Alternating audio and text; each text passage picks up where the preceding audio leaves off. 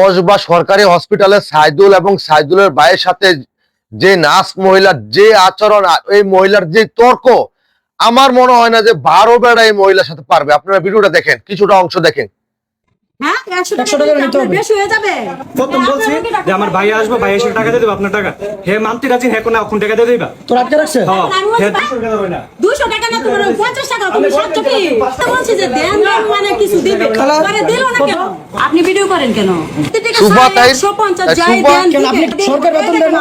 এখন নিচে দিতেন আপনি। আচ্ছা, যতটুকু আপনারা দেখলেন, আপনারা চিন্তা করেন এই মহিলাটা যে চুপা আর যে করাতের মতো মহিলা, এটা এই মহিলার স্বামী জানে কিভাবে সংসার, ও টেনশনে ভরে দেখা এই মহিলার স্বামী জানে কি মানে কি যন্ত্রণায় কি অবস্থা জানে আছে এগুলো আমার হতে।